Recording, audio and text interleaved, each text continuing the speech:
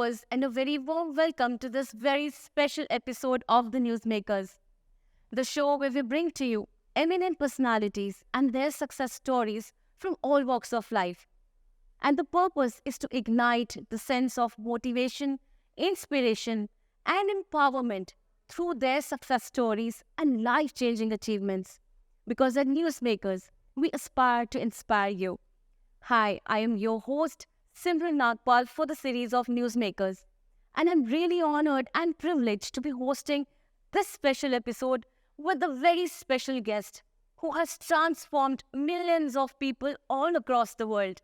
She is a globally renowned spiritual leader, mentor, and teacher at Brahmakumaris. She is highly regarded for her teachings for inner growth and self-transformation. Please allow me to welcome Sister Shivani on the sets of the Newsmakers. Om Shanti. Om Shanti. Thank you so much. Such a privilege to have you here, ma'am. Since the time I've got to know that I'll be here next to you, talking to you, I have lots of questions in my mind. And the first foremost question that goes is, please tell us about your spiritual journey. You as a spiritual leader. Not as a spiritual leader, as a spiritual student. It's a student. It's the journey of a student. And that too, it's not a journey which was decided. It was not a journey where I was seeking or finding something. I was very comfortable in my life as a student, and I did my engineering, very comfortable there. Because when we're talking of an era which was 30 years back, life was simpler compared to today. We didn't have the word stress. It was only in physics. So as long as academically you were doing fine and everything is fine at home, I think life was quite simple. So in that era, I was at least personally not looking for meditation, not looking for spirituality. And then my mother started coming to the Brahma Kumari centers. She started meditating. And then obviously it was at home. She was talking about it. And because she was benefiting it, obviously she would want all of us, the rest of the family, to experiment with it. But I was still not interested. And I was like, mujhe zarurat nahi hai. I'm not finding the need for it. But she continued her journey at home and she would take us to the center on and off, just dekho ke kya hai. So just come to the center for that. And I liked the place. I loved the people. Everything was fine. I even liked the gyan. But I said, I don't need it. I don't need it. Meri life theek chal rahi hai. So I used to go just as a friend, not as a student. Okay. Not as a student that I want to study. So, but she continued her journey, and I think that started changing the vibration in the house and her energy that she was radiating. And then one day about 26 years back, I think 26, 27, I just said on my own one morning, even I want to learn. Matlab, there was no reason for it. Okay. There was absolutely no reason. There was no situation. There was nothing. It just, I just said like, everything is nice over there, so I should also see what it is. So I just said one morning. But now when I look back, I know that it is the vibration of the other person which starts influencing us. Absolutely. And especially when it is the mother figure who cooks for you. So through cooking also, the vibrations affect. So who is cooking for us, their thought processes start affecting us predominantly. And so one morning I just said, I want to learn. And so I started going to the center. I started learning it. I liked it. And it's been a very gradual. It was not like, as in one day transformation. It was not like that. Yeah. It was very, very, very slow, gradual, taking it, experimenting with it, using logic, trying to put logic into everything. Okay. Spirituality is very logical, but it's more experiential. Once you experience it, you don't need any proof for it. But being from a scientific background, I was trying to put some logic into every explanation, trying to find what is the proof of this. So that's why my journey was a little slow, but it was good fun. And the journey continues, that it's a journey of self-change. It's a journey of raising your vibration from where we are to. So it's a journey which continues. So I would have been here, then I've moved here, and gradually I have to move way up higher. So that's the journey. This is so very wonderful because I know you're coming from the background which is science. Yeah. And you've always been founding logics here. And viewers, you see, ma'am is like commendably doing this, changing lives of people. And I'm really wanting to know, ma'am, that this is the time of, this lot of success that people are wanting to have. But success never comes easy. It comes with a lot of failures, anxiety, fears. And this is the kind of emotion that we are dealing every day. I would really want you to help us with this particular emotion. Definition of success is important. Mm-hmm. We have called achievement as success today only. Mm-hmm.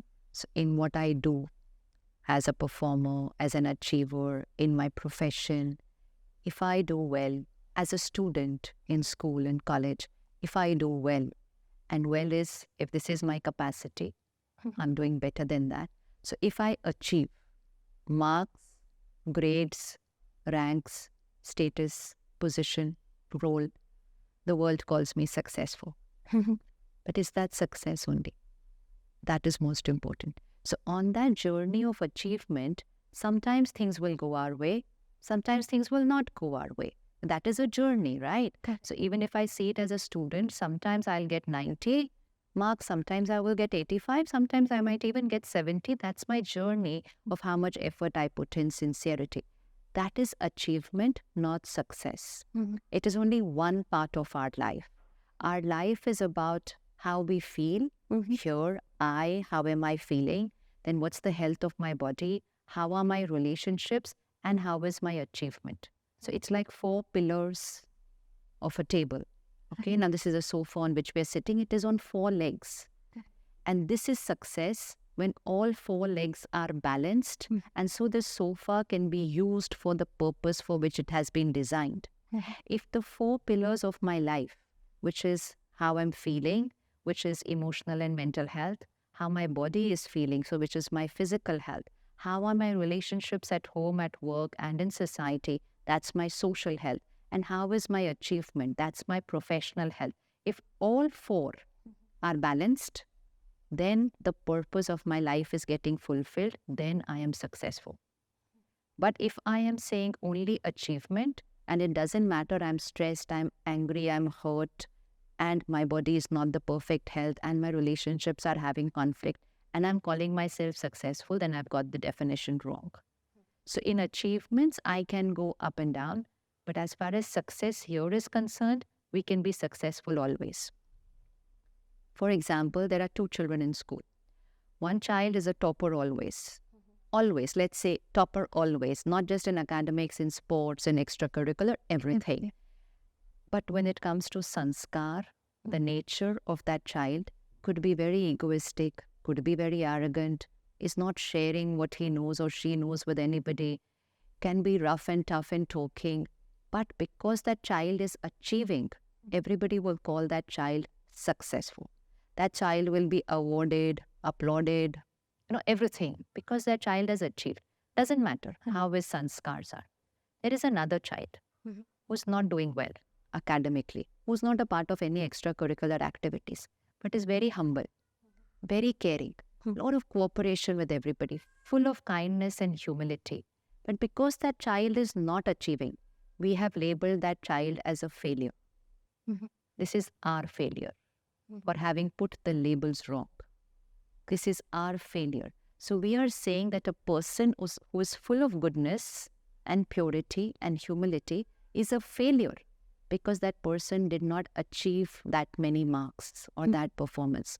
And that's from school where our definition of success was not put right.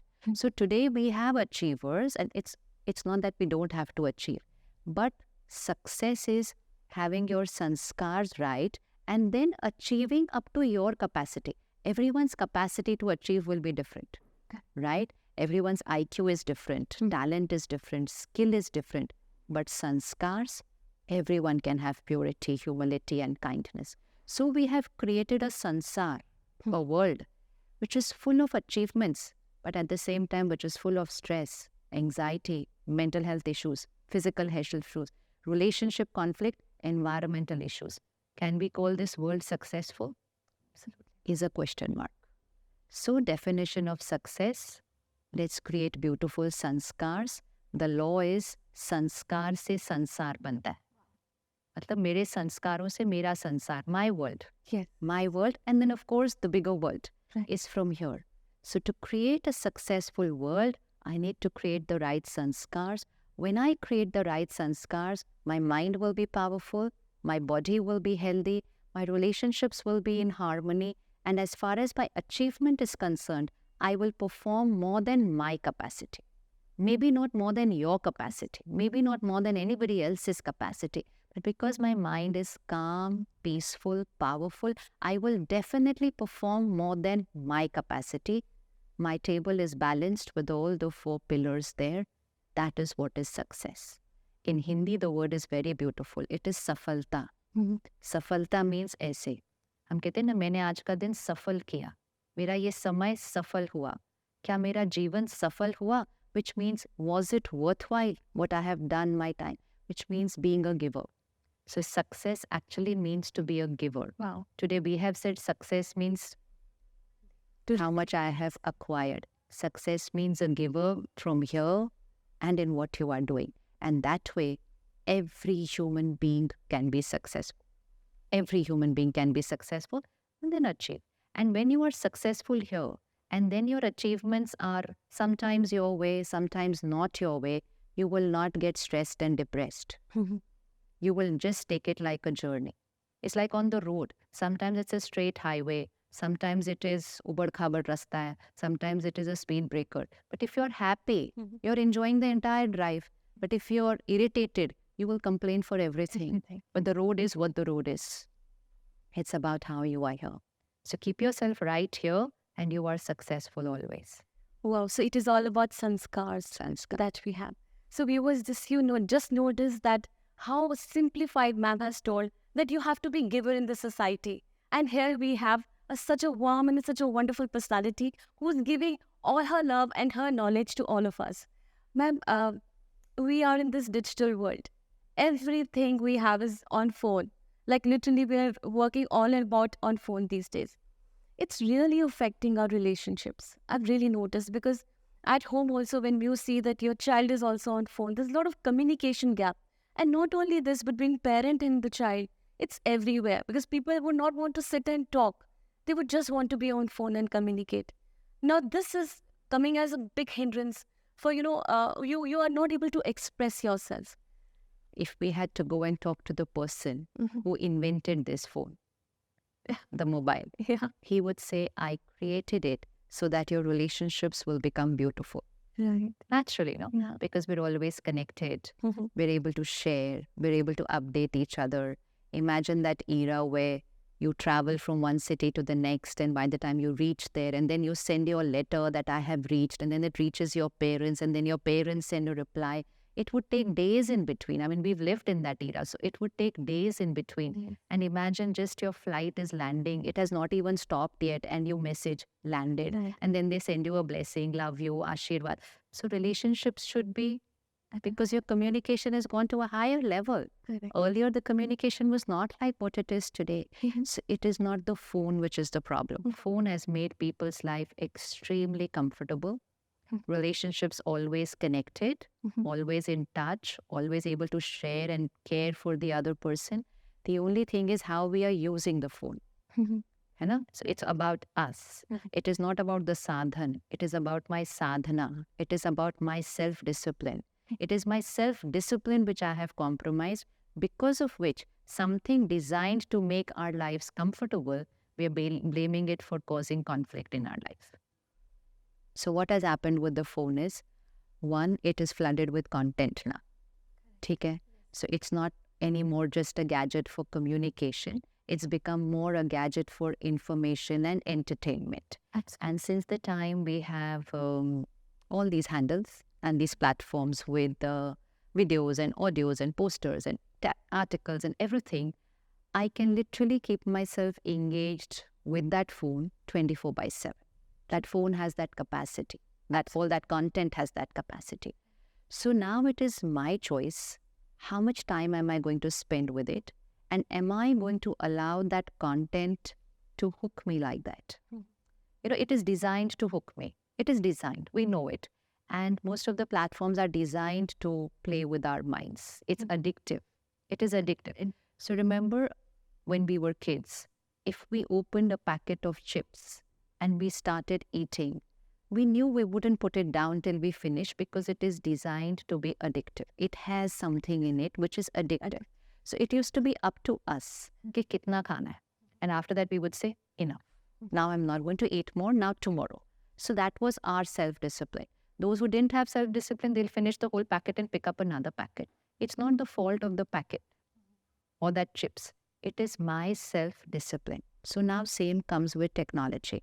First and foremost, to remember that content is our emotional diet. So like we take care of our physical diet, now all the more, what should I eat? What should I not eat? What time should I eat? So careful with all that. This is our emotional diet. So what we watch, what we read, what we listen is who we become. That we should have it like a poster in front of us till it gets fitted inside. That what I am consuming is becoming my sanskar, my personality. My personality is creating my karma, and my karma creates my destiny. So content is equal to destiny. Now I remember this, that content is equal to my personality, that is my sanskar, is equal to my destiny. Now I will only consume that content which will give me those sanskars that I want to become. But if I consume content which has lust, which has ego, which has violence, which has aggression, which has crime, which has fear, which has ridicule, which has criticism, now that is my choice. So if I am consuming that, I am becoming that. And if I am becoming that, then my vibrations in my relationships have changed. It is not about the time that I'm spending with my phone. It is about what I am consuming from that gadget. Absolutely. So when I consume so much of negative content, here my success is failing. You see, that is what is happening here. So now my tolerance level, my power to adjust, my power to forgive, my power to let go, my power to keep quiet when someone has said something which is not my way, that is reducing because I have been taking a toxic diet. So my emotional immunity system is collapsing. And then you say one word and I will snap. I will get irritated. It's not because of the phone. It is because my emotional health is depleting because of the content I am consuming. So it is two things. How much time I spend, but more than that, it is what I consume. So somebody will say, I can spend only 1 hour. But if they consume all junk in that 1 hour, and somebody can consume for 2 hours, but if they're consuming healthy content. So let's say this program that we did, Awakening, and there is a lot of content like that on them. It is a content which is helping people to change their mind and their thought process towards a positive direction. So if someone is consuming for, let's say, 15 minutes or 20 minutes or half an hour, after that half an hour, they have consumed a content which is of acceptance, which is of letting go, which is of adjustment, which is of sending blessings to someone who is not even right to you. So after consuming that 15-20 minutes, now if something happens in that relationship, their way of responding to the other person will change. And so there are so many people who would say, we were on a verge of divorce, we've come out of it, I was going through a depression, I've healed my mind. That's also content. So that is when I at least understood, even before social media came, I understood when we saw the impact from TV, that only 25 minutes of content, they have not even come to the center, they've not even learned meditation. How are they creating so much? For me, it was actually quite a question mark, that how are they creating so much change sitting at home? Because they consumed religiously every single day, and that started creating their personality. And that's where I realized media is very powerful. No wonder it's called so powerful. But if 20-25 minutes of positive content can heal my relationship, then hours of negative content, can it not create conflict in my relationship? It's just simple. It's just simple. So it is about quality of content. So the next time you're scrolling, you're surfing, you're just clicking, just pause. This is creating my personality, and that is creating my destiny, which means my mental health, my physical health, my relationships, and will also affect my career, my profession. So consume content which is energizing.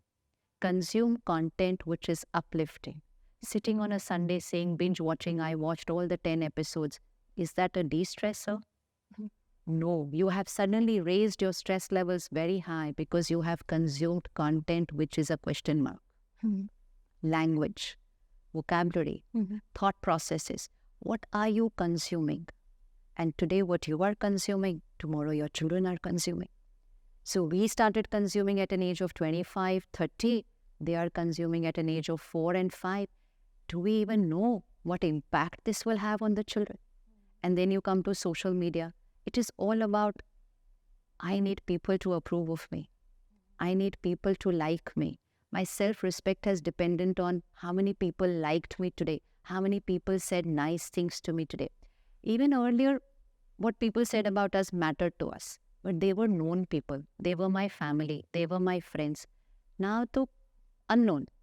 Koi bhi aa jaye stranger and they should like me, they should comment nice on me if somebody didn't say anything. So my self-esteem becomes very, very vulnerable, and I start creating that kind of content and posting that kind of content, just what the world will like and what people will like more. And so I don't remain who I am. I just start becoming what unknown people out there somewhere in the world want me to be. Personality conflict ho jayega. So it's not just a relationship issue with another person. It's going to become a relationship issue within my own self. And what when little children start doing it? Itne chote bacche hain, and they have their own social media handles and they are using all these handles to connect. They don't know who they are connecting to. And then they're trying to take their photos, they're trying to take their videos in a way which is not their age. It's not their age. They have a lifetime to do all that. At a very young age, they're trying to become very mature. But then their innocence, their purity is getting lost. Because they're watching what other people are doing and who got more likes, and they're trying to become that. Their self-esteem, which is the foundation of our life, is not getting created. The foundation is only not getting set. So it's not about how many hours. It's about what I'm consuming. So let's get back self-discipline. Let's remember this is an addiction now. These things have been designed to manipulate our mind. Once I watch this, it'll keep on sending me more and more of that. And I will start feeling this is the best content on the planet because it's coming again and again and again to me. It's designed with that purpose. And they're openly saying it's designed with that purpose. Now, it is for us to wake up and de-addict ourselves. Otherwise, there are some countries who already have de-addiction centers for technology. Okay. So they already have de-addiction centers, so we need to take care. Wow, how wonderfully explained, my dear viewers. By now, you know that the kind of content that you're watching, that matters the most. And yes, please make sure that your kids are watching the right content.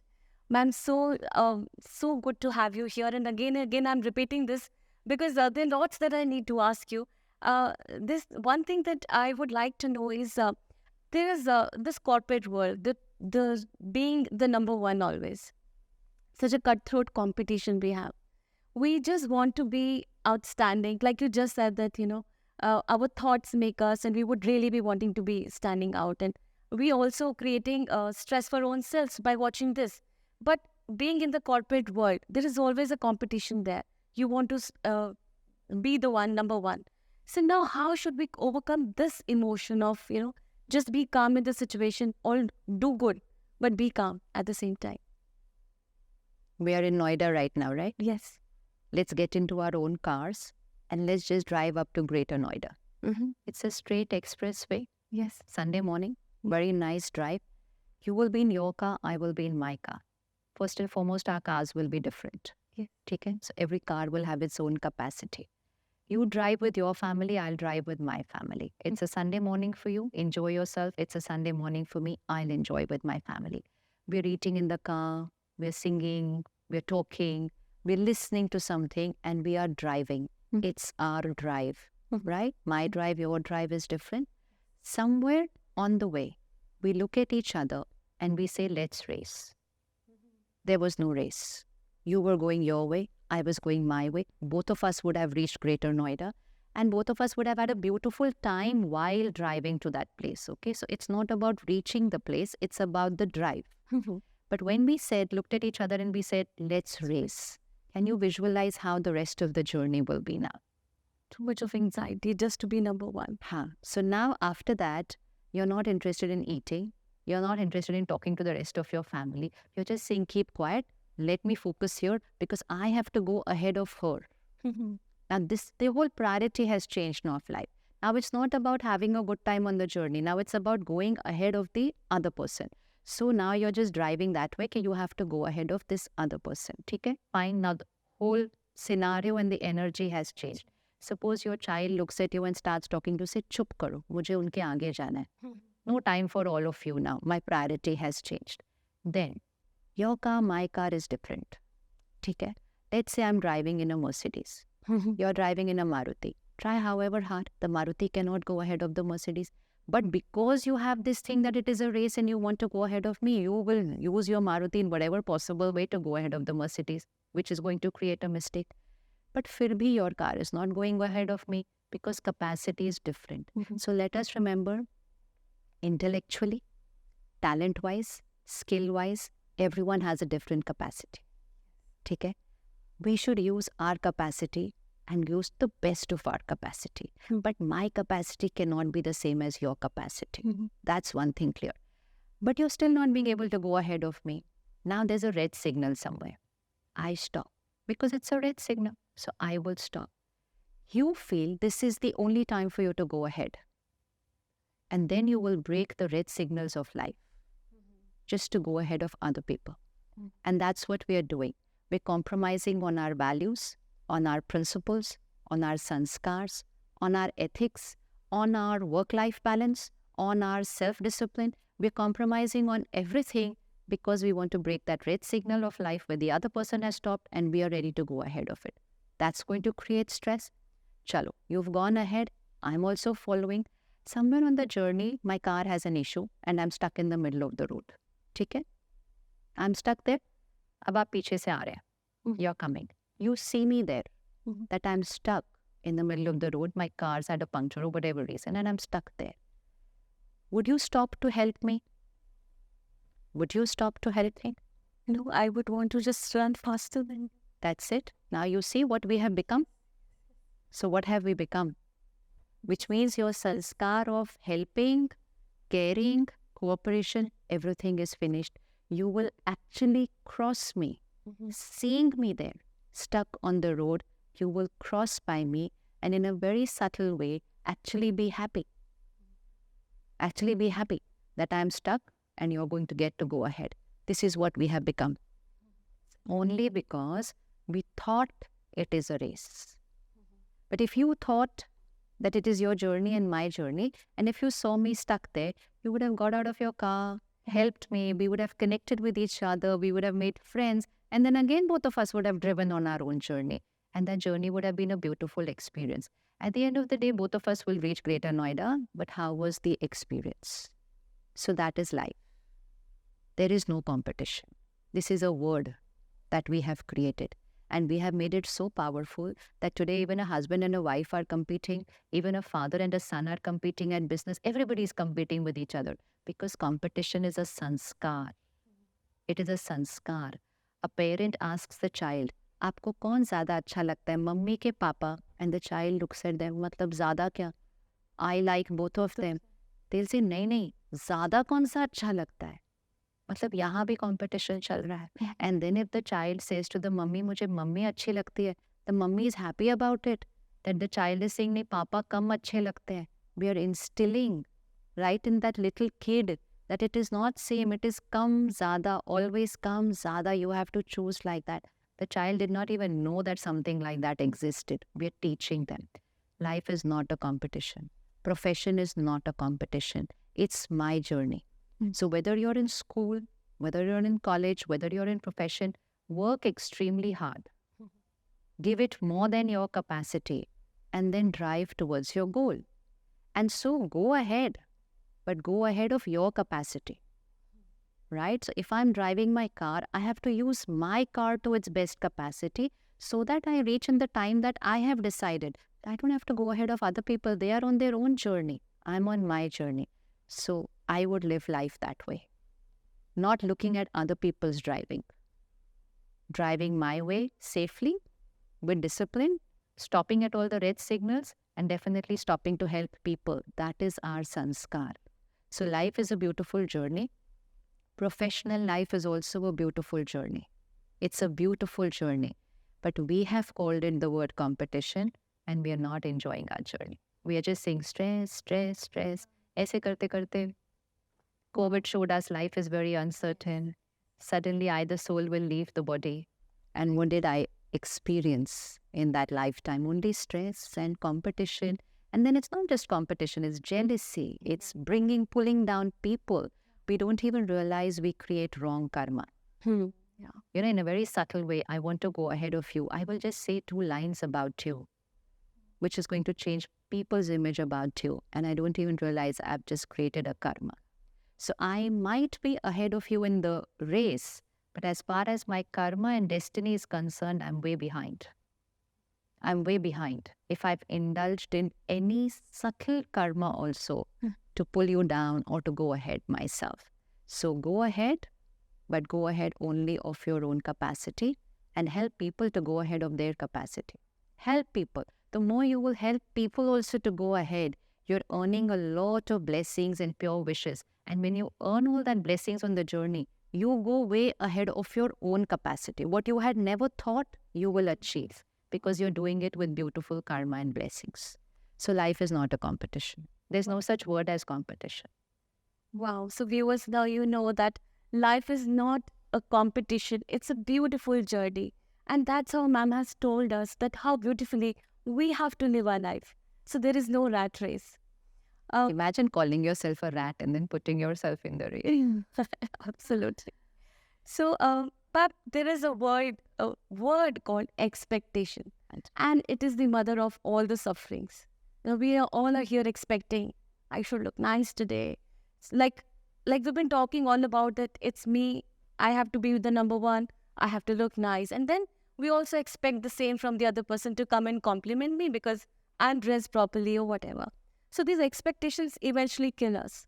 I really want you to tell us that how should we get out of this emotion? See, you're already giving all the answers. It's a suffering. It actually affects us. Yes. So we know it's not comfortable. Yes. But what is the meaning of expectation? Here, it's the I. Okay, the I, the energy. This is my body. This is the I. Now, this I is full of love, purity, peace, and power. So let's visualize this as a battery. Okay. So if you are experiencing peace, power, love, happiness, this battery is charged. When this battery is charged, my acceptance of situations and people is very high. Because I'm already happy. I don't need you to do anything or to be a certain way for me to be happy. I'm happy and then meeting you. Right? So my acceptance level is very high. Now, suppose you say something to me which is not very right according to protocol. I will remain untouched because I'm already happy. I'm already powerful. I will in fact radiate blessings and pure wishes to you if you behave wrongly to me. Then while we are doing this shooting, something suddenly goes wrong and my time estimation goes wrong, my schedule goes wrong, I will be fine. Why will I be fine? Because I'm energizing myself daily basis here. So when we energize ourselves on a daily basis, soul power is high, acceptance level is automatically high. That is called emotional fitness. Now, if I don't energize myself on a daily basis and this soul power is weak, and then I say stress is normal, anger is normal, then I don't have the power to accept you, to accept the situation. I say you should be my way. This schedule should happen my way. Shooting should get over my way. You should behave my way. Everything doesn't go my way. So when things don't go my way, I say getting disturbed is normal. And so the world said expectation is normal. Expectation is not normal. Motivating people, guiding people, advising people, preparing for a situation, setting a goal, everything is normal. But then accepting things as they go and then again helping them to move ahead, that is the purpose of life. But we say expectation is normal and then we write a destiny of pain and suffering because people will not be my way. Situations also, how much ever you plan, will not be my way. There's only one thing that can be my way, how I'm feeling. And once that is my way, everything else goes very smooth. So acceptance is normal, not expectations.